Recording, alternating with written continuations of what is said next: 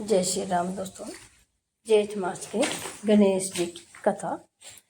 तो प्राचीन समय में पृथ्वी पर पृथु नाम का राजा राज्य करता था और उसके राज्य में जयदेव का नाम का एक ब्राह्मण रहता था।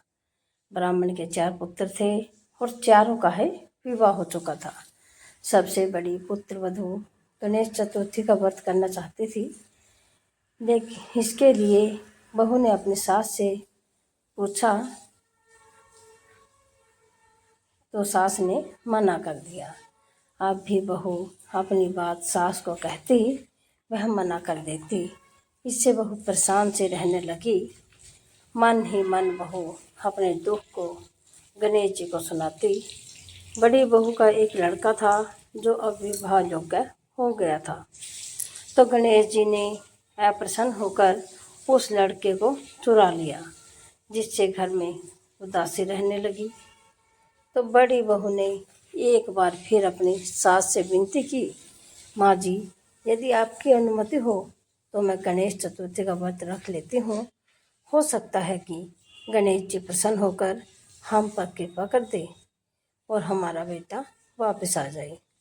सभी जानते हैं कि बुजुर्गों का अपने नाती पोतों से अत्यधिक स्नेह होता है, इसलिए इस बार सास व्रत रखने की आज्ञा दे देती है। तो बहू गणेश चतुर्थी का व्रत रखती है। इससे गणेश जी प्रसन्न होकर दुबले पतले ब्राह्मण का वेश रखकर जयदेव के घर आ जाते हैं। तो सास और बहू दोनों मिलकर श्रद्धा व प्रेम से उन्हें भोजन कराती है। तो गणेश जी ने अपनी कृपा देने के लिए ही ब्राह्मण का भेष बनाया था और अब उनके आशीर्वाद से बड़ी बहू का पुत्र घर वापस आ जाता है। ऐसी ही धार्मिक और पुरानी कथा कहानियों के लिए आप हमारे चैनल से जुड़े रहें।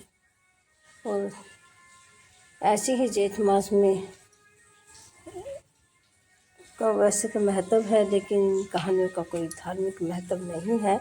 लेकिन इस माह में गंगा दशहरा आता है, इसलिए इस माह को ध्यान में रखा गया है। साथ ही इस माह में सबसे अधिक गर्मी पड़ती है और इस भयंकर गर्मी में ही निर्जला एकादशी का व्रत भी आता है। तो इस निर्जला एकादशी का अत्यधिक महत्व होने से इस माह का कुछ महत्व बढ़ जाता है।